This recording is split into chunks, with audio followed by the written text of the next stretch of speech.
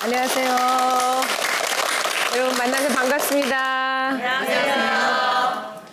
참 기쁨은 참 좋은 건 것 같아요. 기쁨을 제가 정의하기를 그냥 행복하고는 다른 게 사람과 사람의 관계에서만 정의되는 게 기쁨이라 그랬는데 그래서 그거는 중독돼도 괜찮은 거. 근데 그 기쁨을 찾아서 그 같이 잠잠히 있는 그 평안을 찾기 위해서 사람들이 중독이 있대요. 참 그래서 사람과 사람 관계에서 오는 이 기쁨, 여러분과 저랑 이렇게 눈빛으로 오고 가는 이 기쁨, 힘들 때 그 로우 파이브 하는 그 평화가 사람과 사람과의 관계에서 많이 이루어지면 중독이 좀 없어지는 사회가 될 텐데 그런 바람, 그런 소원 이런 걸 하나님 앞에 강의하기 전에 여러분이랑 저를 이렇게 웃고 보니까 참 좋은 그 내 마음을 보면서 그랬으면 좋겠다. 그래서 그 큰 일이 여러분과 저의 개개인의 삶을 통해서 우리의 가정을 통해서 먼저 그렇게 시작됐으면 좋겠다. 그렇게 크게는 우리가 다 못하더라도 이렇게 겨자씨만은 내 개인의 내 삶을 통해서 내 가족을 통해서 그렇게 되면 세상은 아름다운 곳이 되는데 그 세상이 아름다운 곳이 되기에 우리가 큰 역할을 하는 것 같아요. 지난번에는 여러분에게 관계로 얘기를 해드리면서 그 관계 회로를 켜고 사는 것이 얼마나 중요하고 그리고 관계 회로가 꺼졌더라도 우리가 그걸 알아차린 것 자체에 대해서 여러분 칭찬해 주시고 연습하면서 관계 회로를 켜기 위해서 몸으로 우리가 그 너무 몸의 에너지가 그런 식으로 그 전 시간에 배운 얘기인데 그 전전 시간 지난 시간 말고 그 전 시간에 배운 얘기인데 5강 때 배운 얘기인데 너무 에너지가 막 너무 올라간 상태 너무 내려간 상태가 되면 사람이 관계를 할 수가 없어요. 그러니까 일단은 그때 말했던 그 샬롬 요 바디 그런 엑서사이즈라도 하면서 내 몸을 조금 이렇게 안정하고 난 다음에 그 다음에 하나님과 대화하는 그 기도를 하면 그 기도가 더 잘 된다. 그러면서 제가 셋째 시간인가 언젠가 가르쳐드렸던 아니에요. 첫 번째 시간에 가르쳐드렸네요. 상담자가 내담자와의 관계에서 하는 가장 큰 기술이 쓰는 기본적인 기술인데 그게 뭐라고 말씀드렸는지 기억나시는지 모르겠어요. 조율이라 그랬어요, 제가. 그러니까 그거 다른 말로 하면 공감이기도 하고 그 사람에게 또 다른 말로 제가 지금 10강 같이 공부하면서 저는 계속 쓰는 얘기가 첫 번째 우리가 강했을 때 느꼈던 그 예스라고 들었을 때 느꼈던 그 느낌을 상담자가 내담자에게 주는 거란 말이에요. 근데 그 느낌을 주는 그 예스라고 하는 그게 상담자가 내담자에게만 주는 게 아니라 남편이 아내에게, 아내가 남편에게, 엄마와 아빠가 자식에게, 친구가 이렇게 한 데는 그 속에 제가 재료가 있다 그랬어요. 그게 뭐냐면 누군가 나를 봐준 것 같은 느낌이 들을 때 누가 내 말을 들어준 것 같은 말을 들었어요. 그 얘기하면서 제가 뭐냐면 들어주는 것 같다 그 얘기해서 그냥 내가 무슨 말을 했는데 아무 말이 없어. 근데 내담자는 그러니까 그것 때문에 힘드셨다고요? 이렇게 말을 재진술을 하면 내가 말한 말을 알아먹었다 이런 생각이 들어요. 그러니까 누가 나를 들어준 것 같다 이런 느낌이 들 때 그리고 내가 얼마나 힘들어하는지 그 사람이 알아준 것 같은 그 느낌을 받을 때 그럴 때 사람은 이렇게 내려가요 이게 그러면서 내가 이렇게 쓸데없는 얘기 갖고 남한테 어디 가서 말하면 창피한 얘기를 했는데도 그 사람이 나를 보는 눈빛이 여전히 너는 참 소중한 사람이고 아름다운 사람이야 이 세상에 네가 있어서 참 좋다 이런 마음을 여전히 자기가 상담자가 이렇게 줄 때 그러면서 이런 기술 한번 사용해 보세요.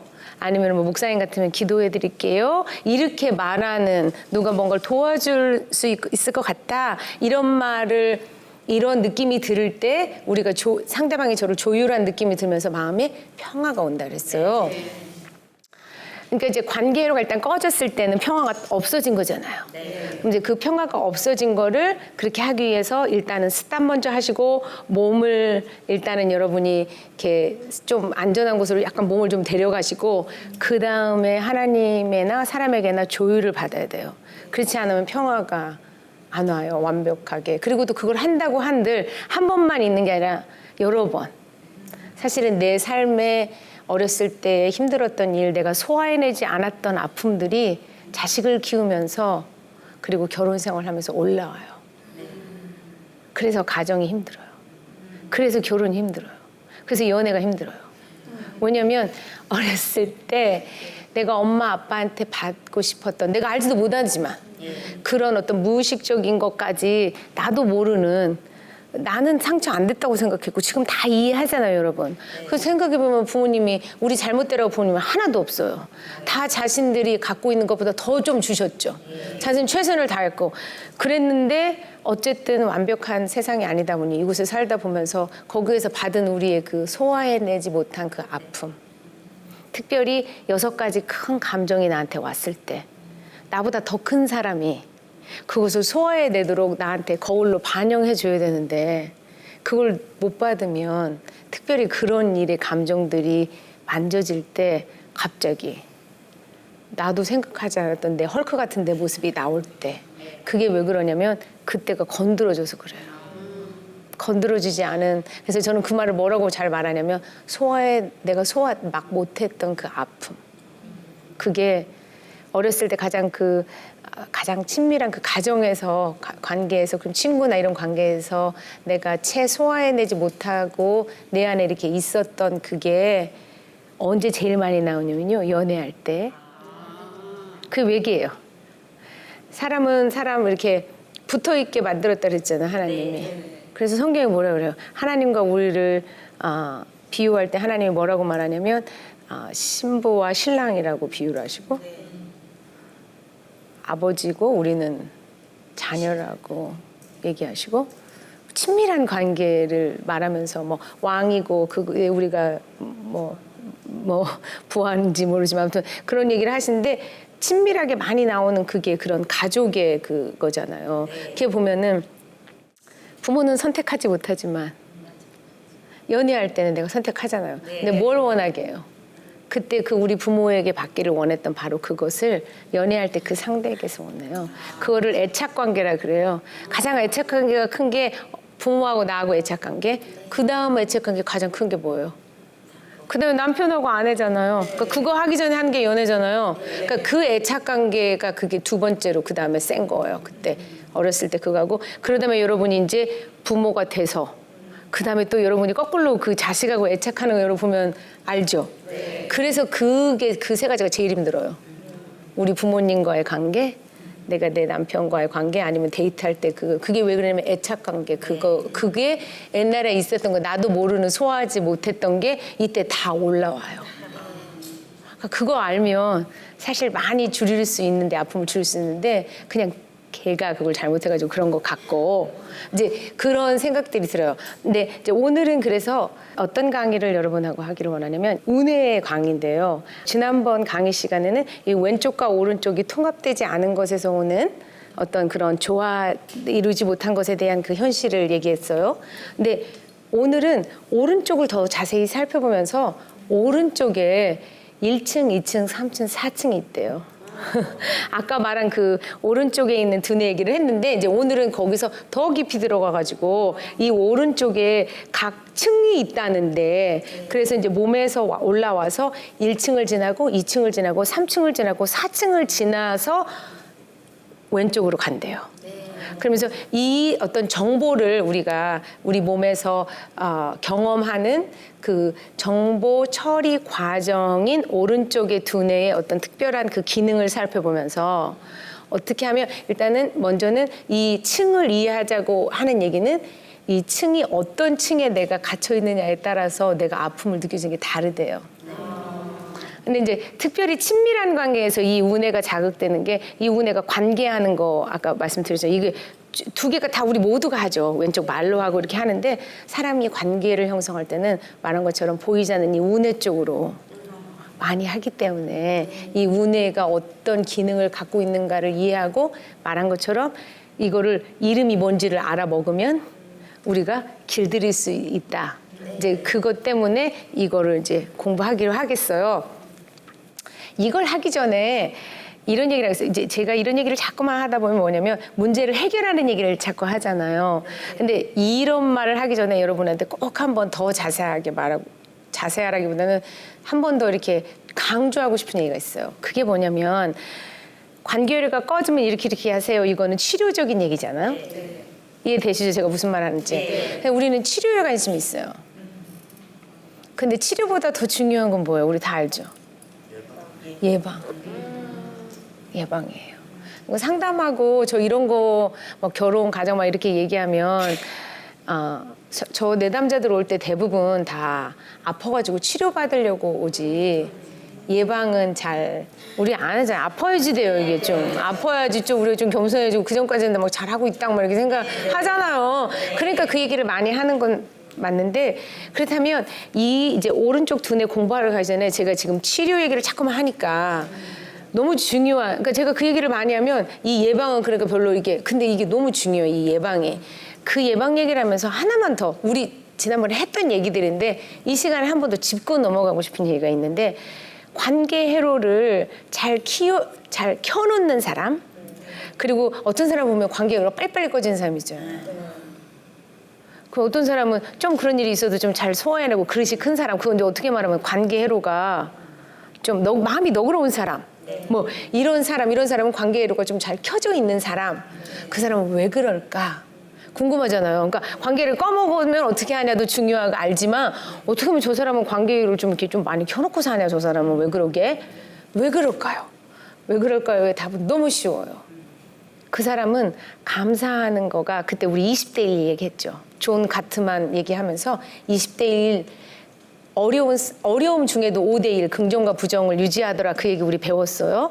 그 얘기처럼 감사하는 삶을 사는 사람 작은 것에 기쁨을 느끼는 사람 그건 훈련이에요. 그래서 그거를 집에서 적용을 한다면 제가 지난번에 말씀드렸을 때는 사랑에 빠진 바로 그 장점이 뒤에 그 단점 때문에 꼴보기 싫다 그랬잖아요. 그러니까는 부부관계에서도 늘 연습이 필요해요. 당신 제 남편이 조용하고 온유한 것 때문에 결혼했는데 결혼을 해보니까 온유하고 조용한 건 좋은데 너무 느려. 이거 둘이 같이 가요. 그러니까는 느린 것 때문에 속상해서 내 두뇌가 그때 말했잖아요. 좋은 거는 잘 안 붙는다고. 후라이팬 얘기하면서 코팅 후라이팬 얘기하고 찍찍이 얘기하면서 제가 그랬잖아요. 두뇌가 그렇게 생겨먹었다고. 그러니까는 자주 남편이 처음 그 사랑에 빠졌던 그 얘기를 자주 해주세요. 당신이 왜 좋아했던 거 알 거 아니에요. 여러분 저는 어떻게 해도 저를 그냥 잘 받아주는 그게 너무 좋았어요. 그래서 당신이 그렇게 너무 좋아서 그 속에서 나는 하나님의 사랑을 경험한 것 같아. 그런 얘기를 알고 보면 좋은 점은 사실은 손꼽아 한 3-4개? 어? 이 얘기를 계속 해야 돼요. 그러니까 그런 게 느껴질 때마다 얘기를 하고 그거는 하나 제가 가르쳐줬어요. 근데 또 하나를 말해주려고 그래요. 또 하나가 뭐냐면 자세하게 매일매일 일 갔다 오는 거 아니면 집에서 청소한 거 언제 사람이 저 사람이 싫고 마음속에 영어로는 resentment라고 하는데 원망하는 마음이 생기냐면요. 언제 생기냐면 내가 당연히 나는 즐거이 한 일을 그 사람이 당연시 할 때 그때 생긴대요. 그 존 가트맨이 공부한 그 사람이 그 관계 그 7천상 했다는 그 사람 말할 때 리젠먼트는 원망은 언제 생기냐면 기꺼이 애기 키웠어요. 내가 일 안 하고 나는 내가 하고 싶어서 한 거야. 그게 하고 싶어서 했는데 상대방이 그거를 당연하게 생각하면서 당연시 할 때 그게 시간이 오래되면 원망이 생긴대요.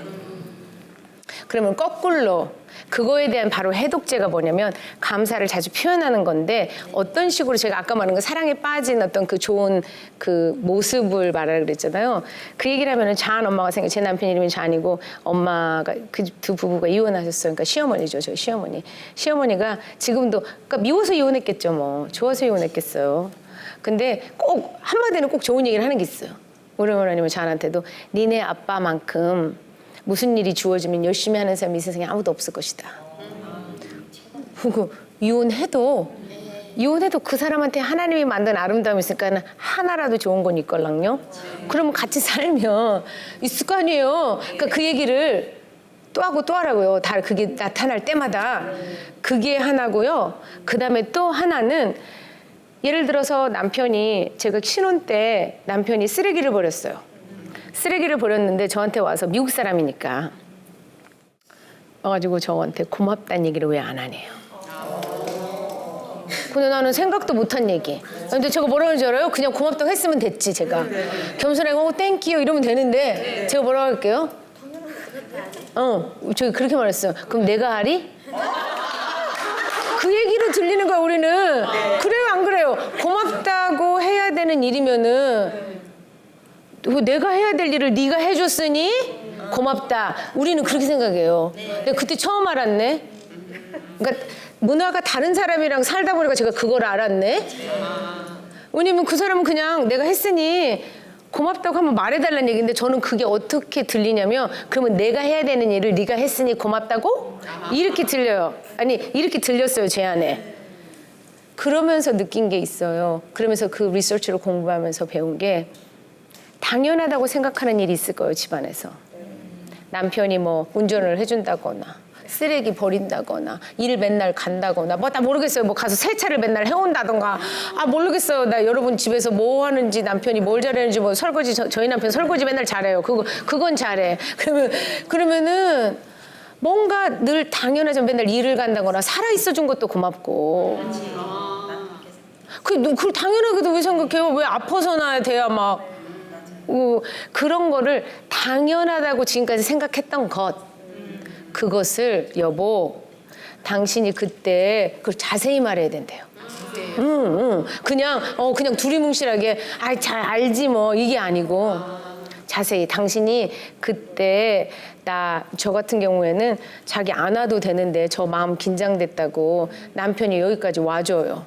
와서 여기서 인사해주고 여러분 우리 아내 잘 부탁해요. 뭐 이렇게 인사해주고 가요. 그러면은 제가 그때 당신이 그렇게 해줬을 때 내가 혼자 있는 느낌이 안 들고 내가 혼자 해도 되고 뭐 자기가 여기서 할 일은 없어요. 그냥 하고 갔는데 그렇게 해줬을 때 나는 혼자 있지 않는 느낌이 들어서 참 고마웠어요. 이렇게.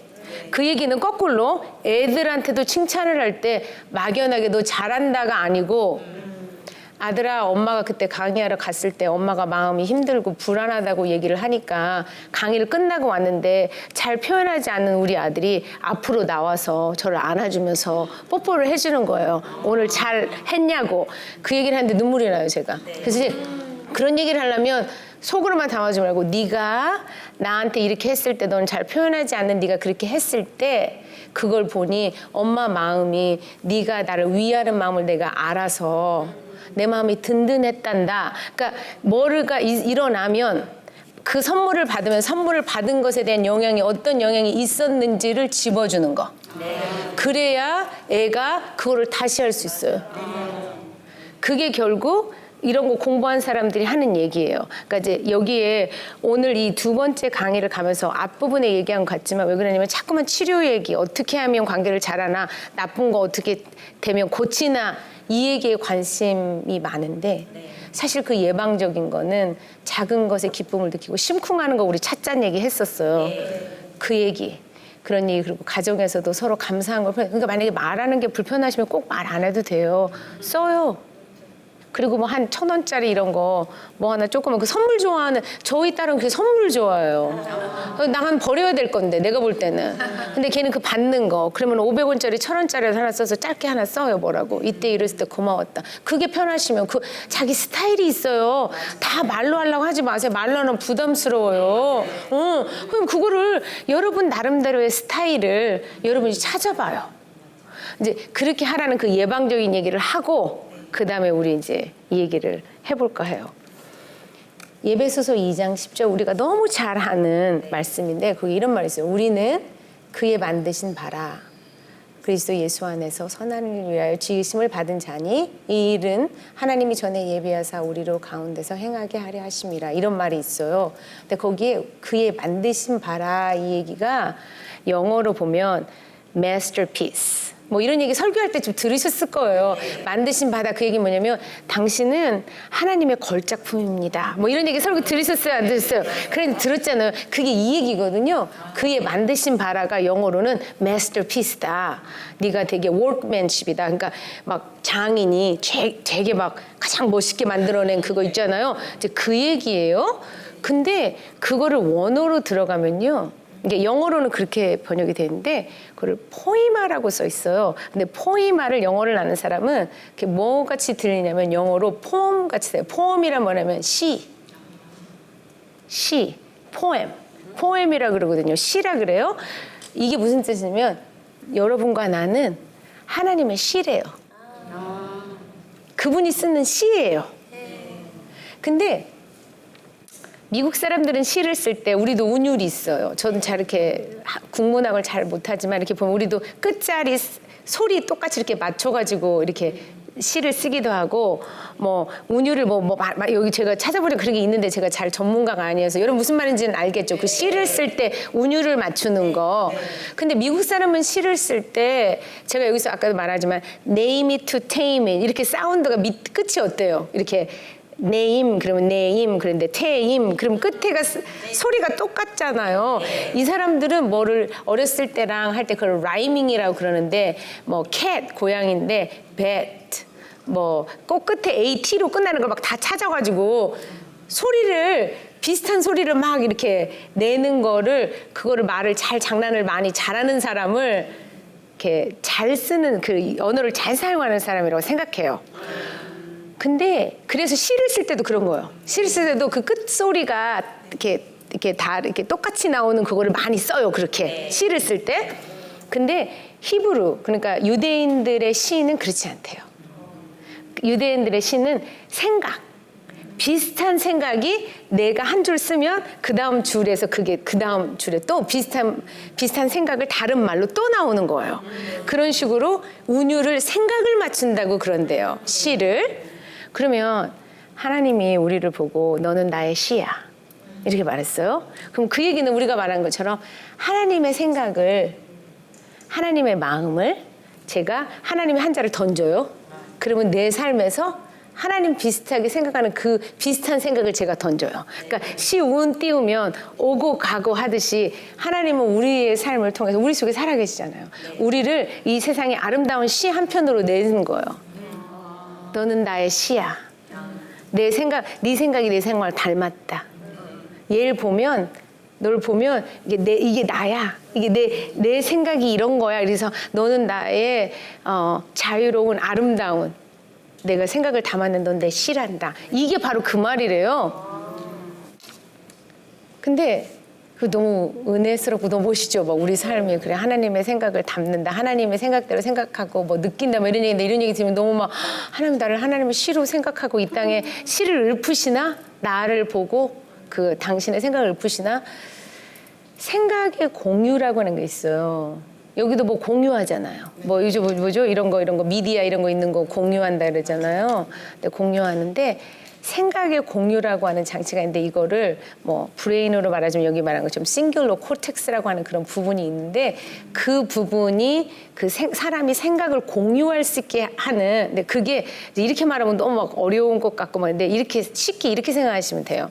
그때 말한 것처럼 제가 지난 시간인가 말씀드렸는가 아들인데 전화를 받았어요 엄마한테. 근데 내가 힘들었었는데 엄마가 힘든 줄 알고 전화를 했단 말이에요. 그때 약간 이렇게 좀 소름 쫙 끼치면서 어떻게 알았을까? 이런 생각이 들어요, 안 들어요? 들어요. 그 이제 타이밍이라고 제가 아까 말할 때 그 생각을 했는데 아니면 똑같이 어떤 상황을 봤어요. 둘이 친해. 둘이 친한데 어디 길거리를 가다가 그냥 노숙자를 봤어요. 근데 둘이 친해. 근데 친한데 둘은 너무 잘 알아. 내가 노숙자를 보면 이 사람은 저걸 보고 우리 가던 길을 멈추고 그 사람 밥 한 끼 사주고 가자. 이 얘기를 이 사람이 할 걸 알아. 근데 얘가 자기는 그런 사람 잘 아니야. 근데 이 사람은 그런 사람이야. 오래 같이 맨날 친해갖고 내가 그걸 알아. 그러면은 노숙자를 딱 봤는데 말하기 전에 아까 말한 것처럼 어떻게 돼요? 딱 봤는데 둘이 눈을 딱 마주쳤어. 근데 말하지 않았는데 그 노숙자를 딱 보면서 무슨 얘기를 해? 너 그 생각 내가 한 네 생각 그거 맞아? 말 안 했는데 둘이 똑같은 생각을 했어. 무슨 말인지 알아요 몰라요? 이런 일이 많이 있어요 없어요? 어떤 사람 사이에 많이 있어요? 친한 사람. 당연히 친한 사람에게 많죠. 같이 산 부부 아니면 오랫동안 친했던 친구 내가 부모면 자식 생각은 공유해요. 떨어져 있어도. 아니면 어떤 상황 같은 거를 보고 같은 생각을 해요. 그렇게 하도록 사람이 만들어졌다는 거예요. 그리고 우리 다 그런 경험이 있잖아요. 그런 것처럼 생각의 공유의 상태에 들어갔을 때 우리는 우리가 사랑하는 사람이 생각하고 느끼는 대로 생각하고 느낀다. 뭐 그거 너무 당연한 얘기예요. 지금 그 얘기를 이제 그 생각의 공유란 이런 거다 그러면서 말해주는 거예요. 그러니까 내가 사랑하는 사람이 생각하는 대로 내가 생각이 되고 그 사람이 느끼는 걸 내가 알고 그렇게 느껴요. 그런 거를 생각의 공유 상태라고 그런대요. 그러면 인간의 뇌를 하나님이 그렇게 만들었다면 하나님이 자기의 생각을 우리와 공유하게 만들었을까요? 안 만들었을까요? 만들었을 것 같아요. 성경에 어디 나오는지 모르겠지만 그렇게 하나님이 그분의 생각이 우리의 생각이고 그분이 느끼는 느낌이 내가 그분을 어떻게 하면 사랑하면 그분이 우리를 사랑하기 때문에 내가 생각하는 걸 그분이 아시고 내가 아픈 거를 느껴요. 거꾸로 내가 하나님을 사랑하면 하나님이 뭐 때문에 마음 아프고 하나님이 뭐 때문에 좋아하시는지 내가 안다고요. 그게 결국 하나님과 생각을 공유한다는 얘기예요. 아.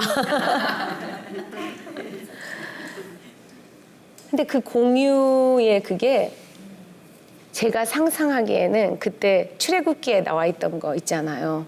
제가 얘기 드렸어요, 안 드렸어요? 그 두 번째 강의였어. 이 첫 번째 강의였었나? 거기서 이런 얘기를 제가 하잖아요.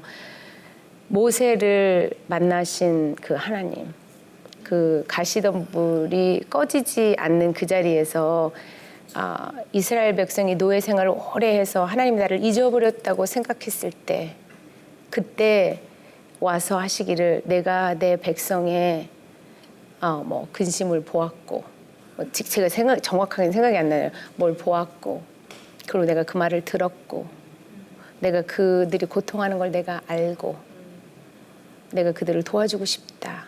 이렇게 말했던 어떤 그게 하나님이 내가 어떤 아픈 상황 우리가 자식이 아프면 하나님은 그렇다는 얘기예요. 그러니까 제가 그게 하나님의 생각이 다라는 게 아니고요. 그러니까 잘 들으세요. 내가 어떤 아픈 상황이 있을 때 이스라엘 백성을 보고 아버지의 마음이잖아요. 모세에게 네가 구하러 가라 이렇게 말할 때 하나님의 생각을 표현하는 거예요. 내가 그런 아픈 상황을 보고 니들은 내가 안 본 것 같고 안 들은 것 같고 너를 그냥 버린 것 같이 느껴질 때 내가 너한테 말하기를 나는 보고 내가 자식이 아픈 걸 보고 듣고 알고 나는 그에 있는 게 같이 있는 게 좋고 내가 가만히 무기력킹에 있는 게 앉아 있는 게 아니라 내가 가서 구해서 좋은 곳으로 인도하는 아버지야. 내 생각은 그래. 내가 사랑하는 사람을 볼 때 나는 이런 마음이 들어. 이 얘기를 아버지가 하신다는 거예요. 그러면 아버지를 좋아하면 우리는 그분을 닮아요. 그분을 닮기 때문에 결국 이게 아까 상담의 조율 같은 거라고 해서 한 예예요. 다가 아니라 어떤 아파 있는 상태를 보고 그러면 우리도 아버지를 좋아하기 때문에 그분이 하는 생각대로 내가 내 남편을 보고 내가 내 친구를 보고 내 자식을 보고 그게 아파하고 고민할 때 내가 보고 있다. 내가 네가 힘들어하는 소리 들린다. 네가 얼마나 왜 힘들어할지 나는 너무 잘 이해한다. 나는 너랑 있는 게 좋다. 내가 힘들어하는 일 내일처럼 생각해 내가 도와줄게. 이게 된다고요. 내가 그분을 사랑하기 때문에 내가 카피해서 이렇게 된다는 얘기예요. 처음에 시작하면서 말씀드렸던 그게 운해의 정보 처리하고 무슨 관계가 있을까? 이 운해가 이렇게 있잖아요. 이제 이렇게 운해의 그림인데 색깔별로 이렇게 나와 있어요.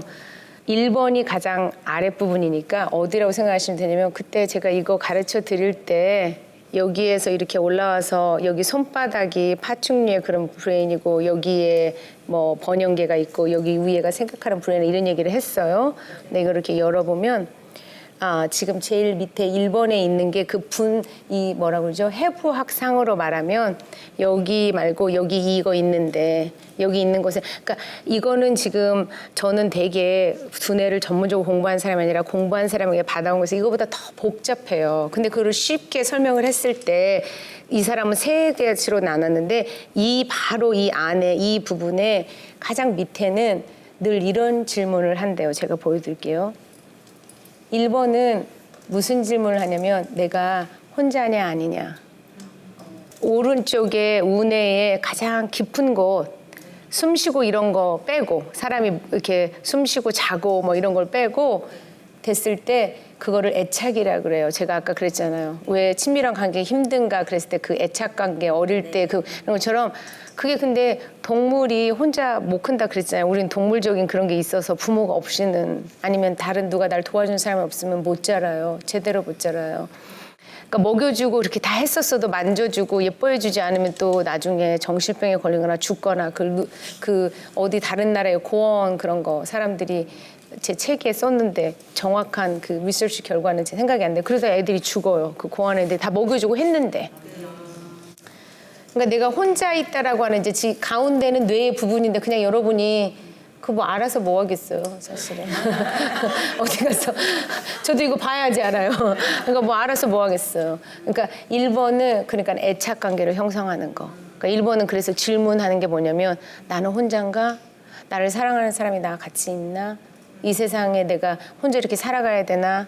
이거를 근데 생각하고 이거하고 달라요. 여러분이 생각하는 거 아니에요. 그냥 깊은 곳에서 이미 내 몸에서 먼저 느껴요. 그러니까 내가 있나 없나 이렇게 생각한다고 생각하시면 안 돼요. 1번하고 2번은 사실은 우리로 말하자면 의식 밑에예요. 아주 어릴 때부터 엄마 뱃속에 있을 때부터 이건 있어요.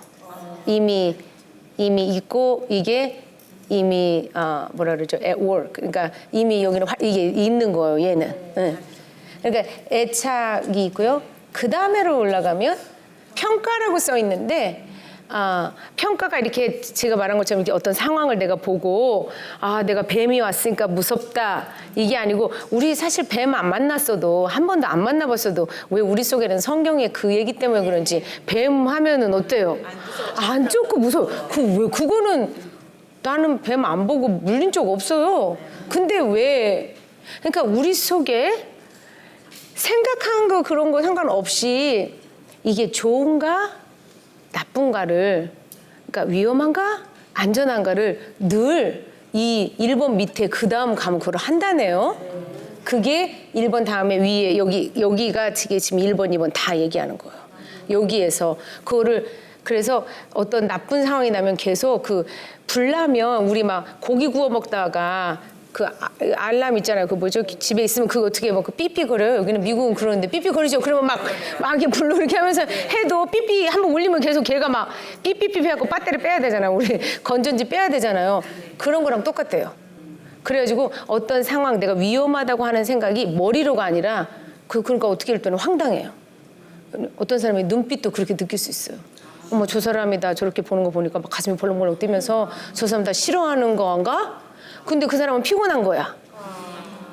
뭐 그런 게 있어요 없어요? 있잖아요. 어디 가서 그냥 갔는데 이상한 곳에 갔는데 그냥 공간도 약간 막 뭔 건 아닌데 막 이렇게 섬찟하면서 여기는 아닌 것 같아. 이거는 생각하고 이게 돼요 안 돼요? 그냥 뭔가 모르는데 이거 아니다. 여러분 생각하는 거 그렇게 평가를 한대요 2번이. 그래서 우리 선생님은 뭐라고 말하냐면 짐 와일더는 이게 머릿속에 있는 성가대와도 똑같대요. 그래서 성가대가 계속 노래를 불러요. 근데 이건 나쁘고 이거는 나쁘고 무섭다. 나쁘고 무서워. 그러니까 좋냐 나쁘냐만 하는 게 아니라 나쁜 게 무서울 때도 있어. 그러면 이게 나쁘고 무섭다. 나쁘고 무섭다. 나쁘고 무섭다. 계속 노래를 한대요. 노래를 하면 이 노래가 끝이기까지 걔는 계속 한대요. 그러니까 저 속에서 계속 뭔가 모르는데 그냥 은근히 그러니까 그럴 때 있잖아요. 우리 사람 보면 은근히 마음이 안 편해. 완전히 안 편하고 그냥 뭔가 그냥 찝찝하면서 뭔가 이렇게 늘 나쁘고 그냥 안 좋은 것 같은 이런 그 느낌이 은근히 있는 거. 그게 2번이 평안하지 않아서 그렇대요. 근데 거꾸로 좋으면 어떻게 하냐면 뭐 예를 들어서 제가 뭐 아이크림을 써봤는데 그게 주름이 없어졌어요. 그러면은 나는 그거 아이크림 팔아갖고 돈 받지도 않는데 막 우리 좋으면 어떻게 돼요? 제 말은 그 얘기는 그 이제 주름 얘기를 했는데 얘기를 안 하면 안 되겠잖아요. 그 무슨 말인지 알죠? 그냥 뭔가 좋은 게 있어요. 애가 너무 이뻐. 막 태어났는데 너무 이뻐. 뭐 그리고 막 누가 뭘 나한테 잘해주고 뭐 너무 좋은 일이 있으면은 막 말 안 하면 약간 막 어때요? 막 힘들어요. 그러니까 누구한테는 꼭 말해야 돼. 막 살짝이라도 말해야 돼. 막 이런 것처럼 좋으면 우리는 꼭 말하고 싶대요. 그게 2번이래요. 그러니까는 주님도 그렇게 좋으면 여러분은 말할 수밖에 없어. 그만큼 안 좋아 사실은. 서운하고 나한테도 그런 게 있어. 그러니까 내가 진짜 그분을 통해서 기쁨과 평안이 쫙 느껴졌으면 말 안 할 수가 없어요. 그냥 말하면 그냥 말하고 싶어 그냥. 너는 네가 믿든 안 믿든 나는 힘들 때 하나님을 만나면 이러더라? 이렇게 얘기를 하게 돼요. 2번. 그러면 나쁘다, 두렵다 이런 느낌이 들고 나면 3번으로 가면 그때가 조율을 상담자가 하는 조율을 받는 상태래요. 그러니까 이게 지금 제가 이걸 나눠서 말씀드리니까 오해하지 말아요. 그러니까 여기만 딱딱 이렇게 있는 게 아니에요. 이게 다 이 속에 3원에 있는데 그게 거기에 더 이렇게 특징적으로 이렇게 있다. 이렇게 사람이 정보를 이렇게 처리를 이렇게 한다 이 얘기지 이렇게 했다고 거기만 이 부분에 있는 게 아니라 3번이 되면 아까 우리가 그 말했던 그 조율하는 게 여기에 다 이렇게 통합이 되는 그런 부분들이 여기서 일어난대요. 그러면 내가 좋다라고 느꼈을 때는 다른 사람은 나누잖아요. 그러면 나쁘다, 두렵다 이렇게 생각을 하면 일단은 다른 사람과 나누고 싶을까 안 나누고 싶을까요? 안 나누고 싶어요 일단은. 그래서 제가 그게 강의한 것과 연결을 시켜드리면 뭐냐면 6가지 불쾌한 감정이 있을 때 여러분 그걸 다른 사람하고 나눠요 안 나눠요? 일단은 안 나눠요. 하나님하고도 안 나눠요. 왜 그런 줄 알아요? 걔가 뭐라고 하냐면 딱 화가 나면 이건 나쁘고 두렵다. 나는 화나가지고 아빠가 집어 던지고 술 마시고 때리고 그것만 봤다. 그러니까 머릿속으로 생각하는 거 아니에요. 제 남편은 제가 이렇게 있을 때 그냥 왜 이렇게 종이로 벤 것 같이 그것만 하고 말았냐면 자기 아버지가 소리 지르고 엄마 술 마시고 막 그런 걸 보면 자기는 절대로 이게 너무 나쁜 거야. 두려우냐. 그러다가 이혼해버려. 그러니까 자기는 절대 그러지 않으려고 했던 거예요. 조금 목소리만 올라가도 자기는 그게 이혼하는 것처럼 느껴지는 거예요. 근데 내가 왜 이 제 남편 얘기를 하냐면 여러분에게도 다 있어요. 사실은 진짜 위험이 아닌데 내 삶에 소화되지 않고 내가 그거 어떻게 하는지 모르기 때문에 그게 느껴지기만 하면 일단은 이게 돼지고기 구워 먹을 때 그거 나듯이 막 삐삐삐삐삐삐 그래요. 삐삐삐삐 그러면 어떻게 일단은 도망가거나 공격하거나 둘 중에 하나 하는 거예요 여기서. 그럼 3번으로 가서 이 내 마음을 들어줄 사람이 있는가 이렇게 했을 때 내가 용기를 내서 상담자한테 말했든지 친구한테 말을 했더니 그 사람이 내 말을 잘 들어줬어요. 잘 들어주면 그때 그걸 보고 마음이 좀 내려가요. 근데 남편하고는 아직 해결은 안 됐어요. 1번은 아니야. 그러나 여기가 되면 그게 뭐냐면 관계회로가 켜지는 거예요. 애착불은 아직 안 켜졌을 수 있어요. 근데 이거는 켜져요. 그러면 숨은 쉴만은 해요. 그런 거예요. 그래서 여기서 다른 사람과 나눠야 되는 거예요. 내가 힘들고 어렵고 우리는 숨기고 싶을 때 그래서 꼭 누군가 관계를 회복해야 되는 거야. 하나님하고 얘기하든지 아니면 하나님하고 얘기한다면 친구하고 얘기하든지 아니면 상담자한테 얘기를 하든지 목사님한테 얘기를 하든지 이거를 얘기를 해야 얘가 켜지면서 얘가 좀 마음이 편하죠. 내가 일단 혼자는 아니니까. 내가 진짜 원하는 사람하고는 같이는 없었어도 누군가가 다 같이 있잖아요. 이렇게 된다는 거니까 기도는 그래서 하는 거예요. 기도는 그래서 하는 거예요. 그렇게 돼서 그렇게 되면 그 뒤에 4번이 뭐냐면 내가 나답게 우리답게 예수 믿는 사람이 우리라는 공동체 예수 믿는 사람은 어떻게 사는 거래 이렇게 묻게 돼요 내가.